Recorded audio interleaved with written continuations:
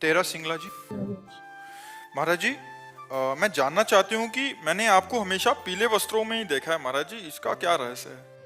हमारे प्रभु पीतांबर धारण करते हैं। श्री कृष्ण पीतांबर धारण, ऊपर पीतांबर धारण करते हैं ना। और हमारी प्रियाजू का भी रंग पीता अरुण अक्षयमनंत तडिल्लताभ, हम पीत और अरुणिमा लिए हुए कंचन वर्ण की हैं। तो उन्हीं के प्रिया और प्रीतम के हम उपासक हैं। और हमारे गुरु ने हमको पीला वस्त्र ही दिया, तो सब जितने हैं सब पीले ही धारण करते हैं। को जिज्ञासा हुई कि भगवा पहनते साधु संत लाल हाँ, वो सन्यासी होते हैं। हम वैष्णव हैं, और वैष्णव में प्रिया प्रीतम की उपासना है। तो प्रीतम का पीतांबर और प्रियाजू का रंग दोनों मिला करके पीत पीत वर्ण, ऐसे हम नीचे मार्किन पहनते हैं, ऊपर बनियाइन और बस पीला। बस ये सबकी पोशाक होगी। राधा रानी जी को पीला रंग पसंद है, जो महाराज जी पीला रंग पहनते हैं। हाँ, राधा रानी को पसंद, क्योंकि उनके प्रीतम पीतांबर धारण करते हैं। और राधा रानी का स्वयं का जो स्वरूप है, पीत और अरुणिमा मिले, पीता अरुण अक्षय अनंत तडिल्लता वाम, अनंत बिजलियों की सी कांति प्यारी जू सुंदर है। तो अपने प्यारे जू और प्यारी जू की कांति के भाव से हम इसे धारण करते हैं। हरिशंकर यादव जी। राधे राधे महाराज जी। महाराज जी, मैं अपनी कार या ऑफिस में राधे राधे का भजन सुनता रहता हूँ, कार्य भी करता रहता हूँ। ये करने से उतना ही फल मिलेगा जितना मैं राधे राधे एकांत में जपता हूँ। और बिल्कुल बिल्कुल, क्योंकि श्रवणेन्द्रिय में पड़ रहा, तो हमारे दिमाग में तो जाहिर है ना कि राधा राधा हो रहा है। तो दिमाग तो चल ही रहा है ना। वहाँ जहाँ हमारे कान जाते हैं वहाँ हमारा दिमाग जाता है, हमारी इंद्रियों के साथ मन भी जाता है, बुद्धि भी जाता है। इसलिए मंगल है। श्रवण तो हो रहा है ना। श्रवणम कीर्तनम स्मरणम, श्रवण करना, कीर्तन करना, स्मरण करना, तीनों का बराबर फल है। स्मरण अंदर, श्रवण बाहर से हो रहा है, कीर्तन मुख से करते हैं। तो कीर्तन करना है तो वही फल है, श्रवण करना है तो वही फल है, स्मरण करना है तो वही फल है। सुभद्रा यादव जी, गुड़गांव से। राधे राधे महाराज जी। महाराज जी, हमने फोन में देखकर आपको गुरु बना लिया और आपके श्रीमुख से राधा नाम सुनकर राधा राधा जपते हैं। हम कहते हैं गुरु की बात मान लो। गुरु बनाने से क्या है? गुरु की बात मान लो, गुरु की बात मान लो। बस दूर रहो, लाखों कोस दूर रहो, हमारी बात मान लो, तुम्हारा मंगल हो जाएगा। बात मानने से है। हम कहते हैं राधा राधा जपो, गलत आचरण मत करो, वो गुरु है। वो जो बात है वही गुरु है। उसी को मान लो, उसी को आचरण में उतार लो, उसी से मंगल हो जाए। आजकल आप तो बड़े भाव से आजकल ज्यादातर यही हो रहा है कि जैसे अन्य रिश्ते, ऐसे गुरु का रिश्ता बना लिया गया। कुछ सेव संतरा फल फूल, ऐसे तो सोचते कल्याण नहीं होने वाला। रिश्ता बनाने से कल्याण नहीं होता। कल्याण होता है आज्ञा पालन करने से। आज्ञा सम सुसाहिब सेवा। ये सेव संतरा, रुपया पैसा, भोजन, कपड़ा लत्ता, ये कल्याण नहीं करेगा। कल्याण करेगा उनकी बात मान लिया और वैसे ही चल दिया। कभी उनसे मिलो चाहे ना मिलो, आपका कल्याण हो जाएगा। संतों की बात में दम होती है, क्योंकि वो अनुभव किए हुए बात बोलते हैं ना। उनकी बात मान लो, इसी से कल्याण हो जाएगा। गुरु बनाओ चाहे ना बनाओ, गुरु बनाना बनना बनाना इससे कोई महत्व नहीं है। महत्व है उनकी आज्ञा का पालन करना। आप दूर रह रहे हो, अरे यार ये तो साक्षात भगवान है, आपकी भावना बनी, ये तो साक्षात भगवान है, इनकी बात मान लिए। बात मान लिए, आपका कल्याण शुरू हो गया। तो बात मानने से कल्याण होगा, ना कि गुरु बनाने से, ना कि संबंध बनाने से, ना कि नजदीक रहने से। बात बनती है उनकी आज्ञा का पालन करने से। द्रोणाचार्य जी ने एकलव्य को हटा दिया कि हम तुम्हें शिष्य नहीं मानते, क्योंकि हम राज क्षत्रिय पुत्रों के कुलगुरु हैं। और उसने मन से गुरु बना लिया और जाकर के द्रोणाचार्य जी की जैसी छवि थी वैसी मिट्टी से बनाई, और रोज प्रणाम करके और प्रत्यंचा चढ़ाता, द्रोणाचार्य जी का स्मरण करता। इतना बड़ा धनुर्धर हो गया कि एक दिन अर्जुन जंगल में जा रहे थे तो एक कुत्ता भौंका। उसके भूखने मात्र में उसके मुंह को बाणों से भर दिया और कहीं घाव नहीं हुआ। अर्जुन कुत्ते के नजदीक गए, देखा बाणों से मुंह भरा हुआ और कहीं घाव नहीं। बोले गजब का हस्तलाघव हो। हम अपने को सर्वश्रेष्ठ विश्व का धनुर्धर समझते थे, लेकिन आज मैं हार गया। मैं देख के हार गया, कौन है ऐसा धनुर्धर? देखा कि एकलव्य भीलकुल में उत्पन्न हुआ था। तो उसके नजदीक गए और कहा, वाह धनुर्धर, तुम्हारे जैसा धनुर्धर तो, मेरा नाम अर्जुन है, मैं द्रोणाचार्य का शिष्य हूं, द्रोणाचार्य से मुझे आशीर्वाद मिला है कि मैं विश्व का सबसे बड़ा धनुर्धर हूं, लेकिन मैं घुटने टेकता हूं तुम्हारे आगे। तुम किसके शिष्य हो? तो उनका द्रोणाचार्य के। तो उनका हमारे गुरु के शिष्य कैसे हो गए? तब कुटिया ले गए और दिखाया द्रोणाचार्य की छवि और पूरा ऐसा।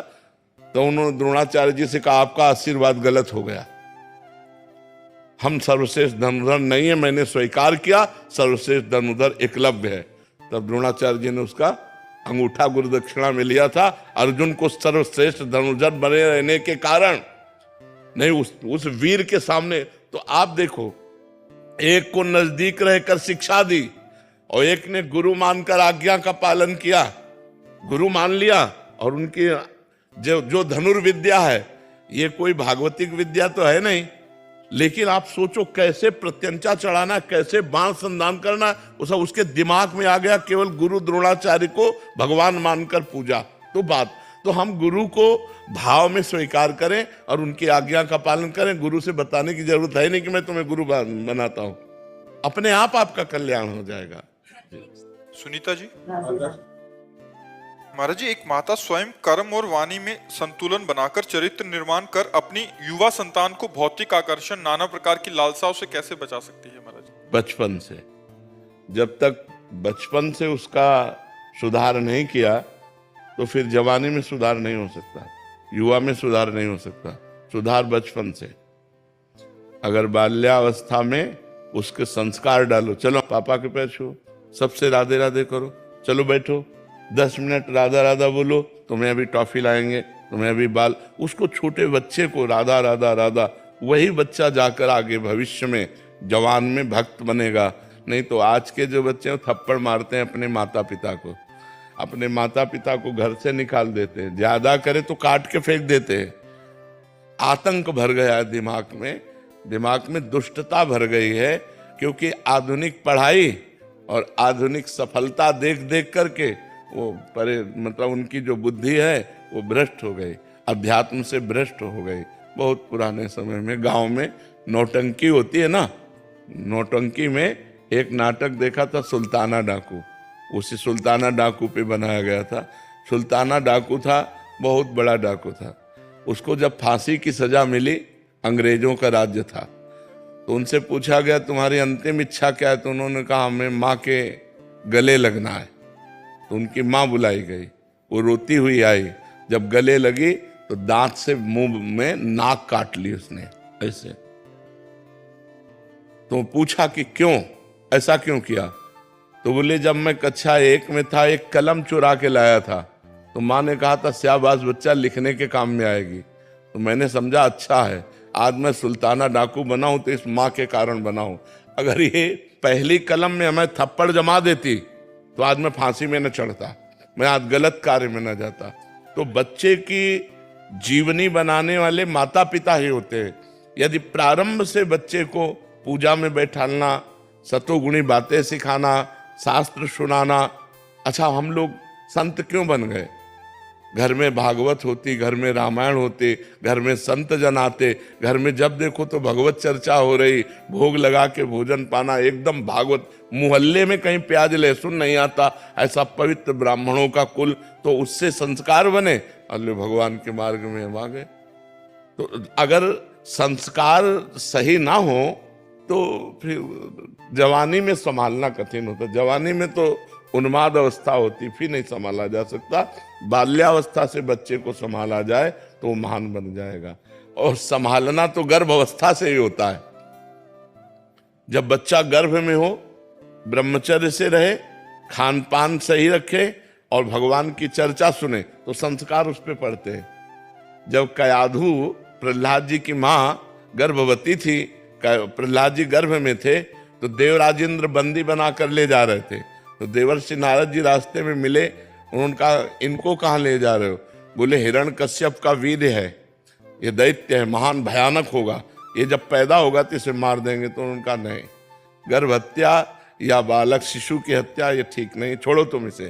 तो नारद जी की आज्ञा से उन्होंने नारद जी अपने आश्रम ले गए, और गर्भस्थ शिशु अंदर जब थे तभी से भगवान की चर्चा, नवधा भक्ति का वर्णन, भगवान का नाम कीर्तन अपने आश्रम में।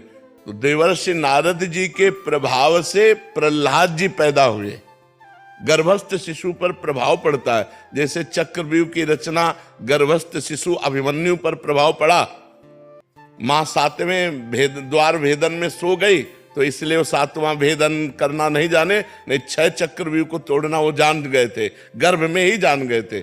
जब बालक गर्भ में हो तो ब्रह्मचर्य रहना चाहिए, खान पान शुद्ध रखना चाहिए, भागवतिक वातावरण रखना चाहिए, और जब बच्चा हो जाए तो जब तक जवान ना हो तब तक उसे अच्छे आचरणों की शिक्षा देनी चाहिए, पूजा में बैठालना चाहिए, तो एक सतोगुणी आदमी बनेगा। अब बचपन से माता पिता बालकें बुलावें, उदर भरे सोई जतन सिखावें। अच्छा, बच्चे देख रहे हैं हमारे माता पिता क्या आचरण कर रहे हैं।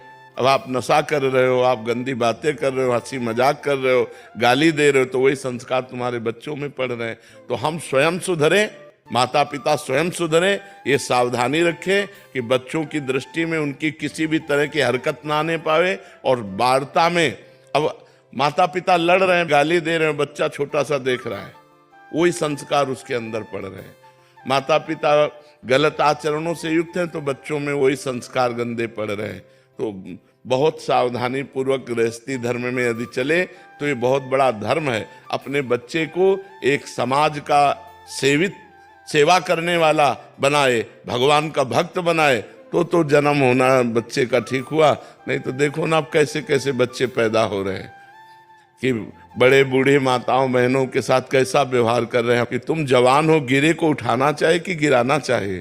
कोई माँ बहन जंजीर पहने ऐसे नजदीक मोटरसाइकिल लेकर मारा ऐसे, वो हाथों घसीलती चली जाए। अब कहाँ लगा, कहाँ कष्ट हुआ, अब इतना निर्दयी हो गया है, अब उतने में उसकी जान पर खेल गए। तो ये जवान लोग जो है जो गलत रास्ते अपना रहे हैं, उसका कारण है उनको बचपन से अध्यात्म की शिक्षा नहीं मिली। नहीं, देखो रामायण में देखो, प्रातः काल उठ के रघुनाथा, मात पिता गुरु नामय माथा। स्वयं भगवान राम प्रातः काल उठ करके माता पिता और गुरुजनों के चरणों में माथा रख के प्रणाम कर। अब कौन बच्चा प्रणाम करता है? क्योंकि सिखाया नहीं गया, आचरण ही नहीं दिए गए। जिनको सिखाया गया वो बच्चे करते हैं, और जो करेंगे वो आगे उन्नति को प्राप्त होंगे। हर्षित गुप्ता जी दिल्ली से। श्री हरिवंश महाराज जी, किसी भी कार्य में निर्णय लेने में मन डगमगाता है, गलत ना हो जाए उस बात की शंका रहती है, ऐसे में क्या सोच के निर्णय लिया जाता है हमारा? भगवान का आश्रय और नाम। अगर नाम जप करोगे तो तुम्हारे अध्यात्म बल की वृद्धि होगी। अध्यात्म बल जब बढ़ता है तो बुद्धि प्रवीण हो जाती है। जब बुद्धि प्रवीण होती तो 1 सेकंड में निर्णय कर देगी ठीक है कि नहीं ठीक है। और आश्रय भगवान का कि भगवान सर्वज्ञ हैं, हे भगवान हमारे अंदर प्रेरणा करो, ये कार्य करूं या ना करूं। भगवान से प्रार्थना, भगवान का आश्रय और नाम जप, तो सही निर्णय 1 सेकंड में आ जाएगा। हमारी बुद्धि तो भयभीत करती है कि पता नहीं यार सफलता हो कि ना हो, ये कार्य ठीक है कि नहीं ठीक है। तो मैं अल्पज्ञ हूँ, लेकिन भगवान सर्वज्ञ है ना, तो हम सबसे पहले भगवान से, अगर सबसे पहले भगवान से हम प्रार्थना करेंगे तो भगवान का नाम है मंगल भवन। मंगल भवन अमंगल, तो अमंगल तो आगे हो ही नहीं सकता, क्योंकि मंगल भवन भगवान का चिंतन किया तो आपको तुरंत थोड़ी ही देर में मन में आ जाएगा या कोई ऐसा संकेत मिल जाएगा कि मत करो, इसमें अमंगल है। और अगर मंगल है तो हृदय में शीतलता आ जाएगी और आएगा करो। तो भगवान से प्रार्थना और नाम जप, ये 2 काम आप करो तो आपके मन का जो भय है ये नष्ट हो जाएगा। पर ये सफलता तभी होगी जब शराब नहीं पियोगे, मांस नहीं खाओगे, पराई माता बहनों के साथ गंदी भावना नहीं करोगे। अगर ये परहेज नहीं है तो फिर दवा काम नहीं करेगी। परहेज ठीक है। शराब पीते हो?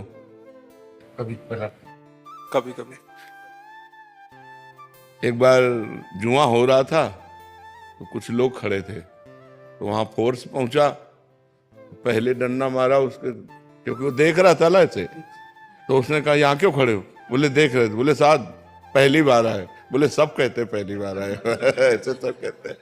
तो गलत काम कभी कभी करो या रोज करो, गलत गलत है। अगर आज आप यहाँ आए हो तो भगवान की आप पर कृपा है, क्योंकि बिना भगवान की कृपा के साधु संग नहीं मिलता। अब मोहि भा भरोसा हनुमंता, बिनु हरि कृपा मिले नहीं संता। तो कुछ तो ले लो और कुछ दे दो, ज्ञान ले लो और दुर्गुण दे दो। तो नियम लो आज से कि आप शराब नहीं पियोगे। पक्का? मौन हो के नहीं? जी पक्का गुरुजी। हाँ, आज से शराब नहीं पियोगे। भगवान से प्रार्थना करते हुए, नाम जप करते हुए अच्छे बनो। क्यों गलत कार्य करो?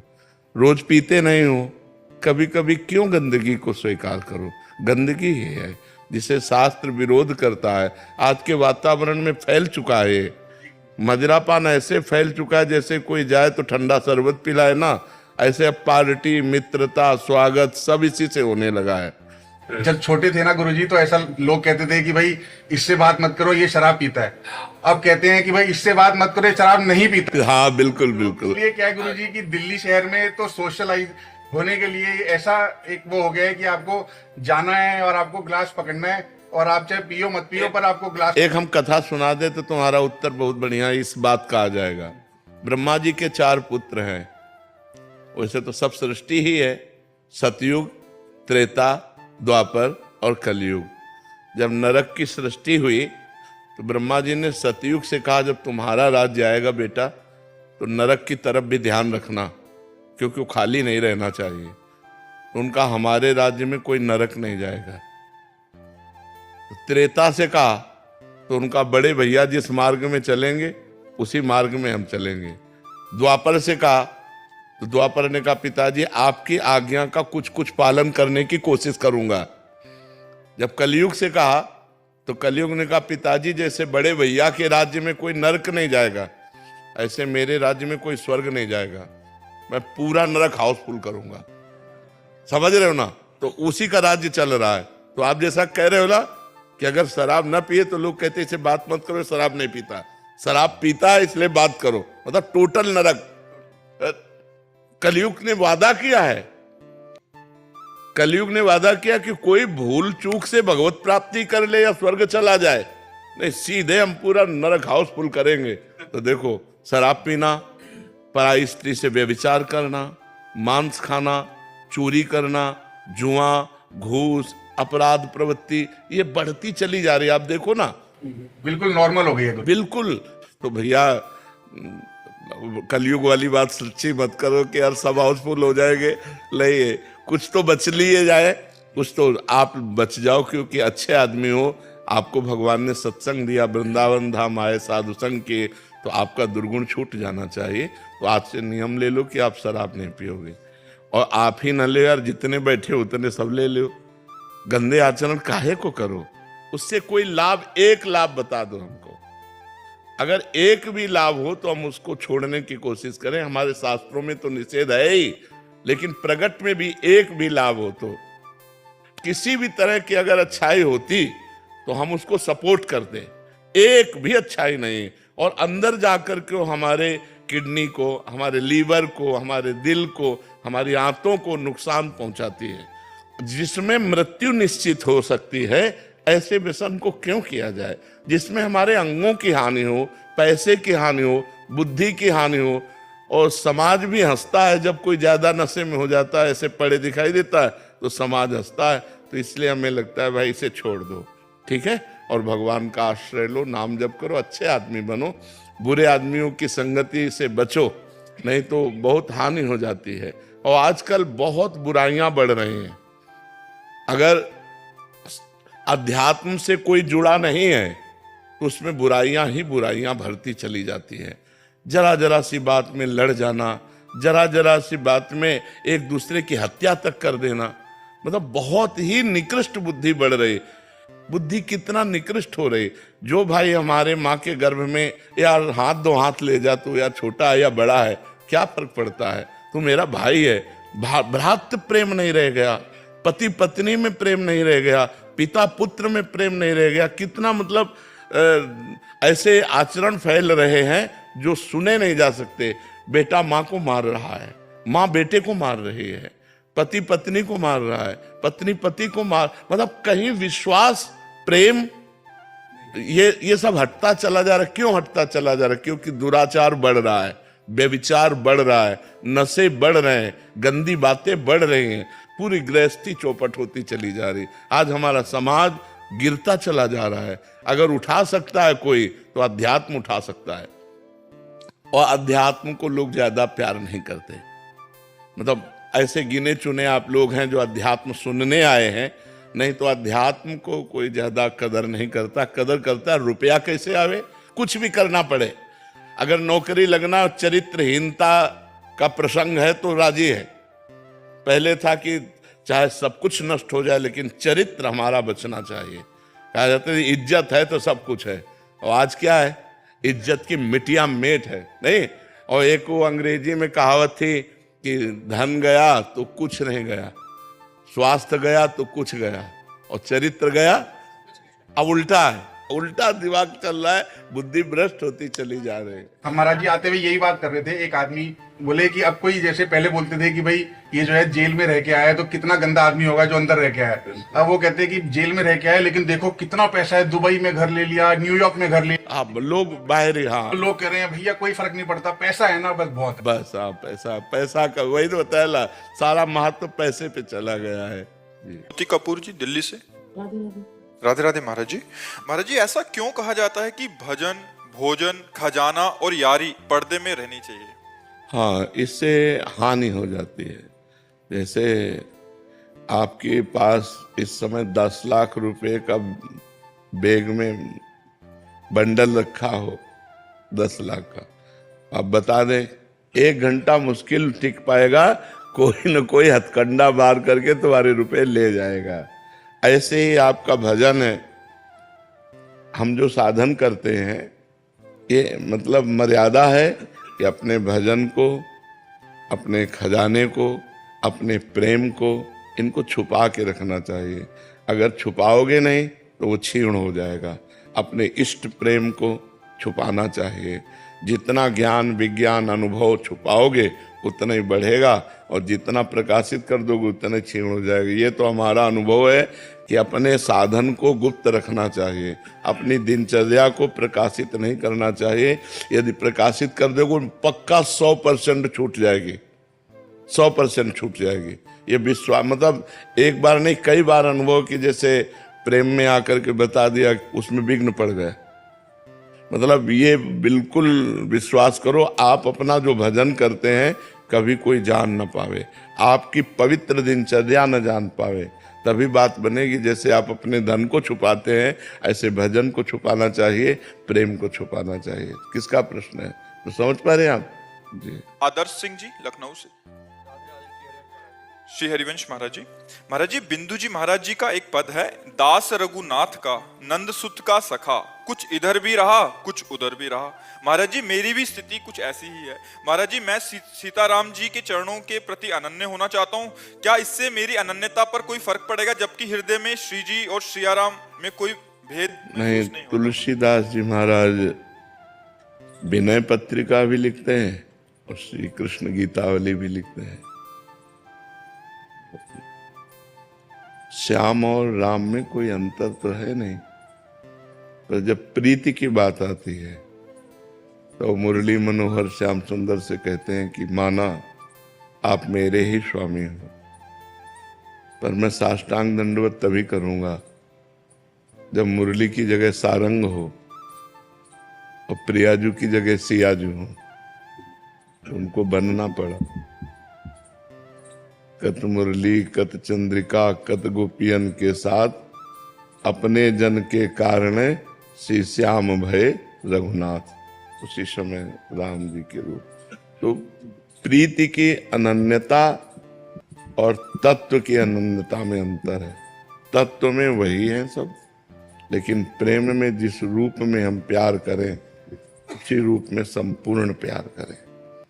राम रूप में प्यार करें तो वही श्याम है, वही नरसिंह है, वही वामन है, वही तो अवतार लेते हैं, पर हम प्रीति राम जी के रूप में करें। श्याम जी से प्रीति करें तो श्याम जी से करें। एक जगह मन है, या जो एक मन बहुत ठौर करी, कई कौने सच उपायो। ये एक मन बहुत जगह नहीं लग सकता, एक जगह ही लगाओ। तो मन को समेटो और राम रूप में लगाओ या श्याम रूप में लगाओ, वो एक ही है, पर एक जगह लगाओ, इससे आनंद की अनुभूति होगी। जी।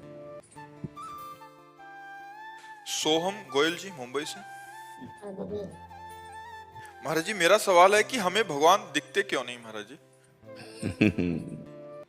इन नेत्रों की क्षमता नहीं है।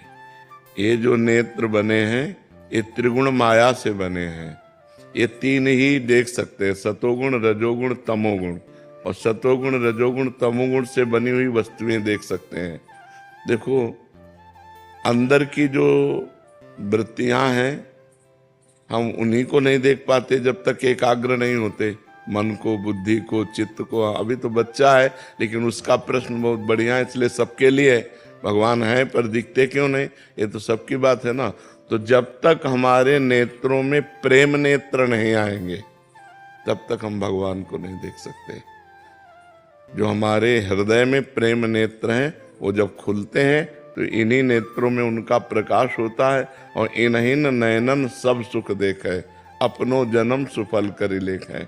इन्हीं नेत्रों से फिर वो देख पाते हैं, क्योंकि इन नेत्रों में प्रेम नेत्र प्रकाशित हो जाते हैं। जैसे विराट रूप देखने के लिए भगवान ने अर्जुन की दृष्टि में दिव्य दृष्टि दी, तो विराट रूप देख पाए। श्री कृष्ण रूप तो बराबर देख रहे थे, लेकिन विराट रूप देखने के लिए भगवान ने दिव्य दृष्टि दी। ऐसे ही सर्वत्र भगवान विराजमान है, सबके हृदय में भगवान विराजमान है। जब तक हमारे हृदय में प्रेम नहीं होगा तब तक हम नहीं देख पाएंगे। प्रेम से प्रकट होए मैं जाना, हरि व्यापक सर्वत्र समाना, प्रेम ते प्रकट होए मैं जाना। जब तक प्रेम नहीं है तब तक भगवान का दर्शन नहीं हो सकता। जब तक ज्ञान नेत्र नहीं तब तक तत्व दर्शन नहीं हो सकता। तो प्रेम का प्रादुर्भाव तब होता है जब खूब नाम जप करे। तो आप नाम जप करते हो और नाम जप करो, ठीक है? फिर भगवान जी आपसे आके हाथ मिला लेंगे ऐसे आके, ठीक है? तैयार रहना, खूब नाम जप करो जी। चांदनी जी दिल्ली से। महाराज जी हमारे पिछले कर्म हमारे वर्तमान और भविष्य को कैसे प्रभावित करते हैं? क्या पिछले अच्छे कर्म वर्तमान में कुछ हमें अच्छा देके जाते हैं? हाँ, या वर्तमान में क्यों अच्छा कर्म? वर्तमान का अच्छा कर्म तत्काल तो शांति देगा, लेकिन परिणाम आगे देगा। तत्काल फल नहीं मिलता है। नहीं तो अच्छे कर्म करने वाले दुखी देखे जाते हैं, बुरे कर्म करने वाले कहीं कहीं सुखी देखे जाते हैं। तो वर्तमान में वो बुरा कर रहा है तो उसका परिणाम भविष्य बुरा होगा। वर्तमान में भला कर रहा है तो उसका परिणाम भविष्य अच्छा होगा। वो हो सकता है अगले जन्म में मिले, लेकिन अभी वर्तमान में जो हमें भोगने को मिलेगा वो पूर्व कर्म का मिलेगा। हम बुरा करें या भला करें उसका कोई परिणाम अभी नहीं मिलेगा, अभी हमें पूर्व का मिलेगा। अब उसका परिणाम ये मिलेगा, अच्छा करेंगे तो अभी हृदय में शीतलता होगी, बुरा करेंगे तो हृदय हमारा जलेगा, लेकिन कर्म का परिणाम आगे प्राप्त होगा। हमारा शरीर जब रचा गया तो दो कर्मों से रचा गया, पाप और पुण्य। तो पूरे जीवन भर उस रचना का भोग हमें भोगना पड़ेगा। जो विधना ने लिख दिया, छठी राव के अंक, राय घटे न तिल बढ़े, रहुरे जीव निसंग। पूरे जीवन में सुख दुख का चक्र आता रहेगा। आपके आज के करने से उस पर कोई फर्क नहीं पड़ने वाला। हाँ, एक फर्क पड़ जाएगा, भजन से। यदि आप भजन करोगे, भगवान का नाम जप करोगे, तो आपके अशुभ नष्ट हो जाएंगे, पाप नष्ट हो जाएंगे, प्रारब्ध को सहने की सामर्थ्य मिलेगी और आप आगे निकल जाएंगे। नहीं तो अगर भजन से वो कटता नहीं तो भगवत प्राप्ति और मोक्ष किसी का होता ही नहीं, क्योंकि अनेक जन्मों के कर्म तो हमें बार बार जन्म मरण में ले जाते। तो भजन से वो सब कट जाता है। एक साधन केवल है, नाम जप, भजन। जितना भजन करोगे उतना बुरे प्रारब्ध को दबाएगा, अच्छे प्रारब्ध को उभारेगा और आपके दोनों को नष्ट करके भगवत प्राप्ति करा देगा। मुकेश जी दिल्ली से। राधे राधे महाराज जी। महाराज जी जीवन में बहुत कुछ तो ज्ञात नहीं है, जितना भी अल्प सामर्थ्य युक्त साधन करने से बदलाव और प्रकाश ना आए तो क्या करें जिससे उत्साह और प्रकाश आनंद आए? उसी साधन को और बढ़ाता जाए। जो साधन पकड़े पर वो साधन शास्त्र सम्मत होना चाहिए। संतों द्वारा सेवित होना चाहिए, मनमानी नहीं होना चाहिए, नहीं तो उस पर विश्वास नहीं है। जैसे गुरु परंपरा युक्त सिद्ध मंत्र होना चाहिए, गुरु परंपरा युक्त साधना होनी चाहिए। तो वो जब हम साधना करें तो हमें कोई अनुभव ना हो तो भी हमें करते रहना चाहिए। जैसे हम कई दिन के भूखे हैं और हम एक कवल खाएं तो कुछ अनुभव नहीं होता, 2-4 कवल खाएं तो अनुभव नहीं होता, जब आधा पेट हो जाता है तब स्वाद आता है भोजन में। नहीं, आधा पेट तो भरना ही होता है जल्दी जल्दी। ऐसे ही हम अनंत जन्मों में दुष्कर्म हुए हैं, अनंत जन्मों में पाप हुए हैं। तो हमारा जो साधन है पहले उस पाप कर्म को नष्ट करेगा, तब आनंद आएगा। जब वो पाप कर्म नष्ट होगा और जहाँ आनंद आया, अब आनंद बढ़ता ही चला जाएगा, वो क्षीण नहीं होगा। ये हो सकता है 10 वर्ष साधना करने पर नष्ट हो सकता है 10 महीने में नष्ट हो जाए। अब आपकी साधन पद्धति कितनी जोर की है, उतने जोर का वो आक्रमण करेगा, आपके पूर्व पापों पर आक्रमण करके जब उसको विध्वंस कर देगा आपका भजन, तब आपके अंदर आनंद की अनुभूति होगी। नहीं तो 10वें वर्ष साधना करने पर हृदय जलता है, काम क्रोध आते रहते हैं, बड़ा विघ्न दिखाई देता है, वो सब कूड़ा करकट साफ कर रहा है। साधन कभी व्यर्थ नहीं जाता, क्योंकि अविनाशी का जो साधन है वो अविनाशी होता है, तो वो उसका विनाश करेगा ही करेगा। हमें धैर्यपूर्वक अपने साधन में लगे रहना चाहिए और साधन को बढ़ाते रहना चाहिए, पर साधन के विघ्नों से दूर रहे, साधन को छोड़े ना, साधन में आस्था कम न होने पावे और अन्य आचरण पाप के न बनने पावे। तो काफी समय में आपको अनुभव हो जाएगा कि हमारा साधन सफल हुआ। पर साधन छोड़े ना, चाहे सफलता लगे या ना लगे, वो काम कर रहा है। जैसे हम कई दिनों के भूखे थोड़ा भोजन पाए तो हमको ऐसा नहीं लगता कि भोजन जाके कुछ कर रहा है, लेकिन वो तृप्ति कर रहा है, वो भोजन तृप्ति कर रहा है। आप पाते रहिए, थोड़ी देर में आपको लगने लगेगा कि हमारी तृप्ति हो गई। ऐसे ही भजन आपका काम कर रहा है, लेकिन समय व्यतीत होने दीजिए और भजन बढ़े, तब वो आपको अनुभव में आएगा कि वो सब पापों का नाश करके, हृदय को शीतल करके आपका परम मंगल कर रहा है।